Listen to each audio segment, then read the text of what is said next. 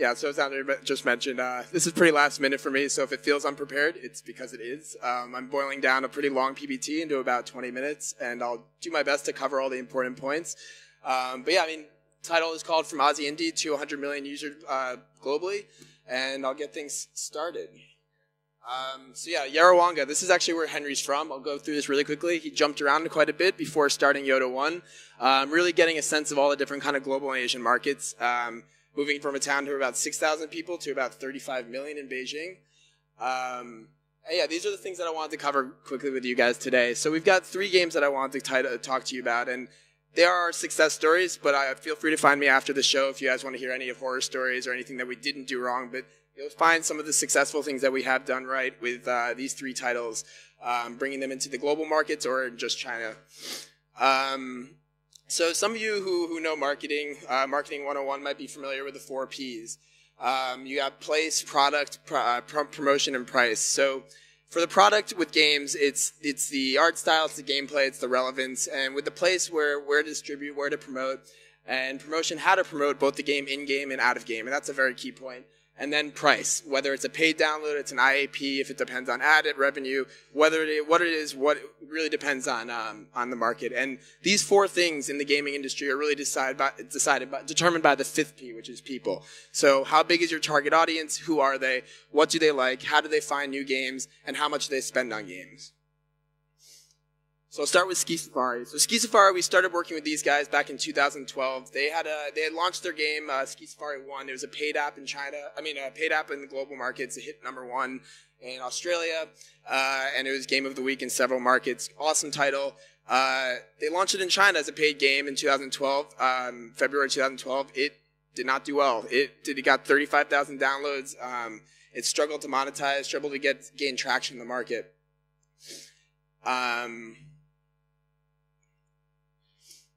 So we decided to redefine the 4 Ps for the market. And here's a quick video to kind of take you through the different versions that we've worked with Ski Safari in the past.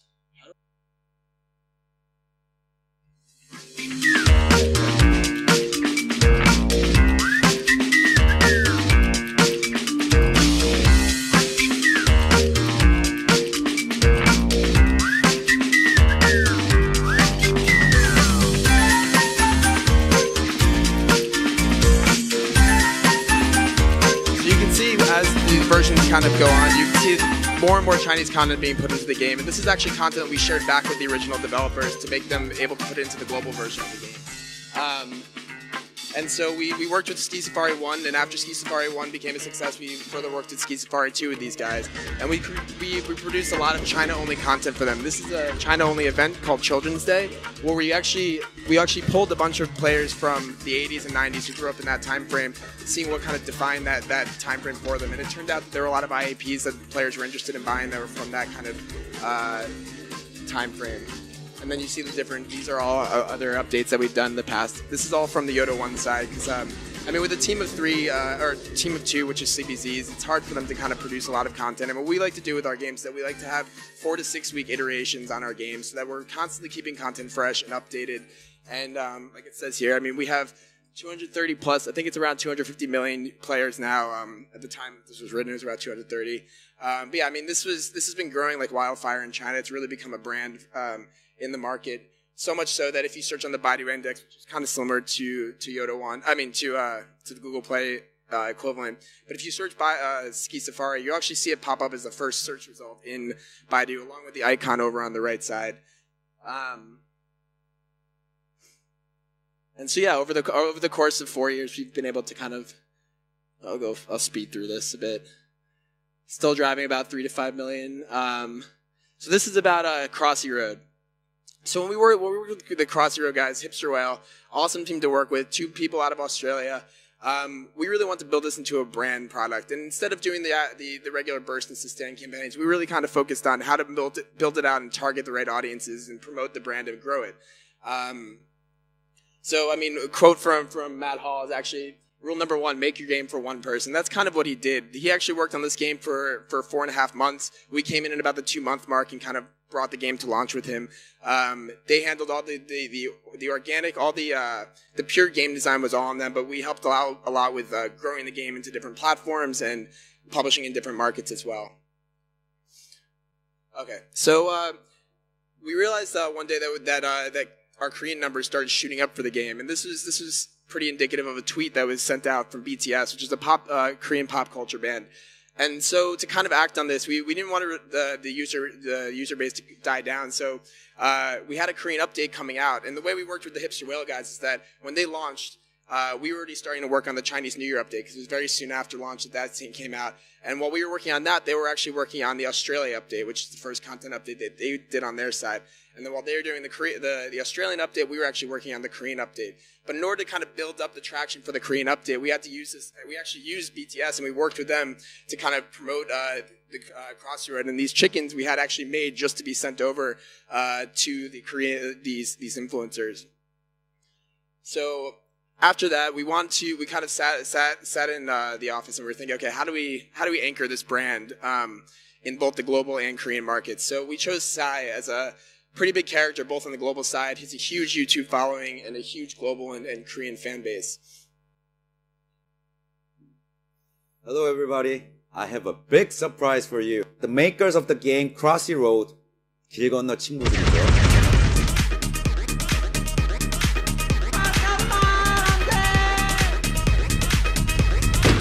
Eddie and Matt, they put my Gangnam in their game and they put me in the middle of it. So literally, I'm starring as a new character in Crossroad. Crossroad, wow.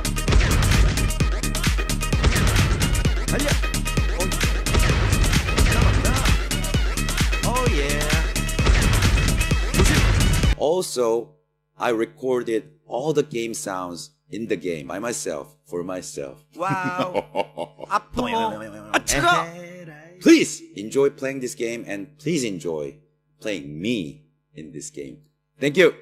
So we worked with Psy, actually. This was a 2-part deal with Psy where we worked with the first update for the first Korean update, and we put in his first song, Gangnam Style, and then we worked with him on the second update with a song called Daddy, which was not as popular, but it was still part of our deal with those guys. But we worked with them to kind of grow the brand in Korea and use other influencers as well.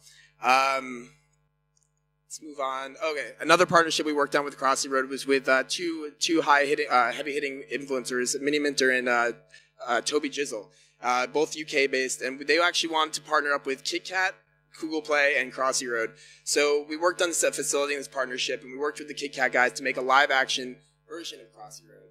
What? And so this went viral. It has now over, I think, about 12 million views, and it's another way to kind of reach that target demographic. And what we realized with Crossroad is that the target demographic is young. I mean, there's nothing that defines Crossroad like young target demographic. And we realized that a lot of their YouTube influencers were also, all the YouTube influencers that were covering them were also kind of targeting the same exact market. So we worked with these guys. They guys loved it. I mean, check out the whole video. This is only a short clip of it, but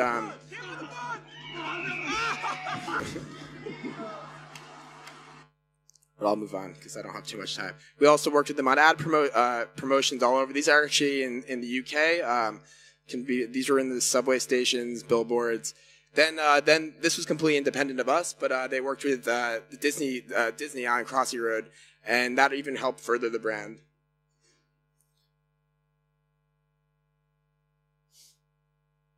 The last game I want to talk to you guys about is Rodeo Stampede.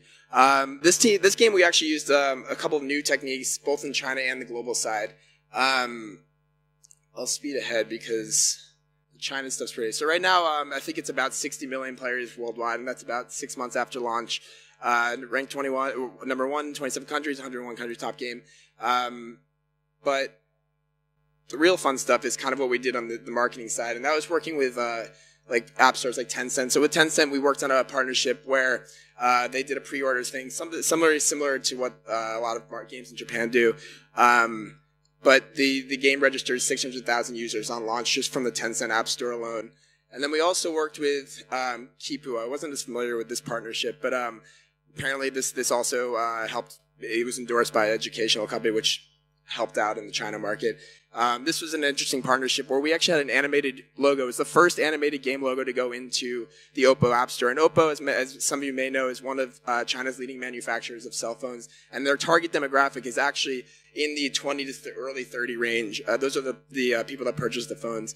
And you'll see when we first launched Rodeo Stampede on this app store, on the launch screen, on the splash screen, before the Oppo sign comes up, you actually saw the Rodeo Stampede logo. And then when you get into the app store, you actually saw it as the first app icon, and it was animated. It was an animated GIF icon that they were just starting to do on that first game launch. And so we drove about 400,000 users with that promotion as well. So in total, we had approximately 1 million downloads in day one, a little bit more, and we launched on over 60 Android app stores.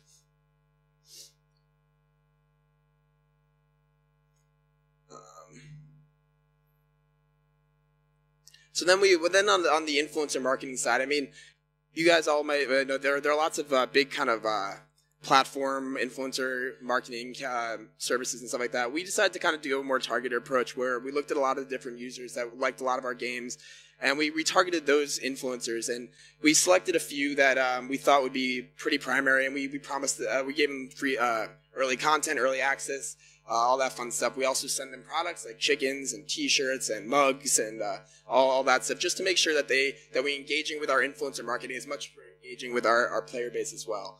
And so you can see actually after Think Noodle covered the game, you can see the previous day's numbers were far lower than after he came out with the video. And that video was that drove about 300,000. And actually we were covered by Saudi Gamer, boosted us up to #1. So I mean, this kind of just goes to show is that you really want to find those markets that your kind of user bases you're struggling at, or you think that's going to be a good target audience for your players. And that's kind of what our approach was when we did the influencer marketing. So rather than kind of going as a blanket approach, trying to approach many different influencers, once we kind of went one by one and actually targeted and made sure we developed a relationship with each one of these guys.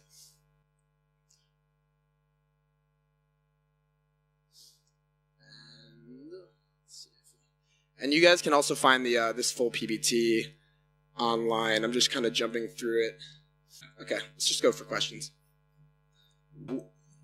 Oh, hi. Hi. When did you know, at what point, that this thing was going to be that successful?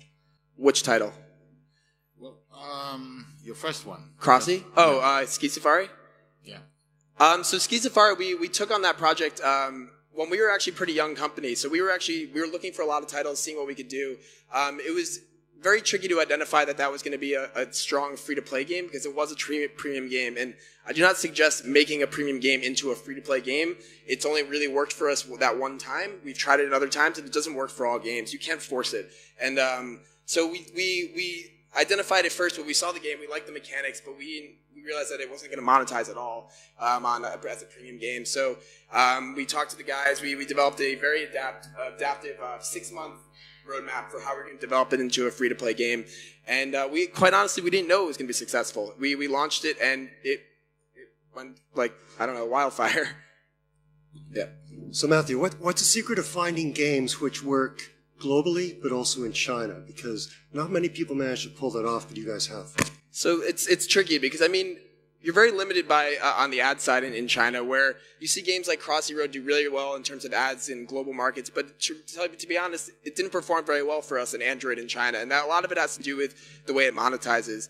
And really, I mean, like, a lot of games, they have great qualities for both the China and global markets, but it has to be everything. The whole package has to be pretty good for both markets. And to identify a game, it's about gameplay, it's about artistic style, and then it's about monetization. And really, what we're looking for is innovation. Right now, we've seen a lot of interesting titles kind of combining different mechanics. I mean, Rodeo Stampede's a pretty good example of how you have an endless game with a zoo management system on top of it, kind of deepening that casual gamer into a more mid-core gamer. And that's kind of what we're seeing with the game industry as a whole, where you had this like very casual market, but now those casual players have been playing endless runners for, I don't know, for the past 3 years. They're now ready to kind of move up to a free-form endless runner, which is what Rodeo Stampede is. It's more complex, it's a little more difficult, but it's new, it's refreshing. And then you add that kind of zoo management system on top of that, adding that extra retention and then of course you have the monetization, which is also very interesting in that game. But Yeah, we look for a lot of innovation. What we think is going to be good on both sides in terms of art style, in terms of game mechanics, and then we obviously look at the metrics. If there's some soft launch metrics that are indicating very good performance, then we'll obviously look at it in a different light and evaluate that way. Thank you for the talk. So I want to ask two questions. The first one is, how has your approach changed as a company when it comes to marketing from when you were an indie to now? I mean, is it that you put more focus on partnerships now than before, or I mean, whatever you have changed in your strategy? And second is, do you only focus on perpetual games or also on level-based? Sorry, what was the progression games there? Perpetual, infinite games, like you can play them forever. Or or level-based games. So the first one, let me start with the first one. On the marketing side, I mean, every 3 months we're really changing our marketing techniques. We're not very traditional. What we do, we don't do a lot of burst or sustain campaigns. It's actually a lot of organic and influencer marketing, and then also a lot of news and press and stuff like that. So a lot of it is I would say the most innovative stuff that we're doing right now is on the influencer side, where we're trying to find the most creative partnerships we can in order to grow the game and sustain the game. Because to be honest, we really don't like doing burst campaigns. It's not something that we haven't done it with Rodeo. We haven't done it with Crossy. It's something that we try to avoid, and we try to grow the game organically with a more reliable user base. Oh, and the second question. Can you remind me what it was? It was only interested in infinite. Oh games? no. So we look at all types of games. I mean, we're best known for a lot of our kind of more casual our social games, but we look at all types of games. In the China market, we published hardcore, mid-core games, but on the global side, it has been on the casual mid-core side. But we do look at all types of games, and if a level-based game does have the right kind of, basically all the right art style, the right game mechanics, it could fit for the market. But honestly, Chinese players and global players are very different, so you really have to find something that kind of, I like to look at the art style. I think the art style is a very good way to kind of identify whether a game's going to be a good fit. I mean, that's a very topical look at a game. It can be the art style, and you can actually tell, okay, well, will Chinese players download it? Whether it's fun or not, they just have to like looking at it too. So I mean, the visuals are a very good indicator whether it's going to target a global or a China audience. So I would not say that we separate whether it's a level game. It really depends on the game, and we're not picky. How do you guys work with influencers in the sense of, is it a rev share? Is it a CPI? And how do you find the right influencer that you want to work with? Do they come to you and you just filter them out? Can you walk us through that process? Yeah, so it's a little bit of a couple different things. We don't do any CPI camp. We haven't done them yet. We're definitely looking into it, but we haven't done any CPI deals yet. We usually just work with influencers, basically promising them content or promising them early access and stuff like that, which is usually enough motivation. But if they do need that extra motivation, we have paid influencers in the past too.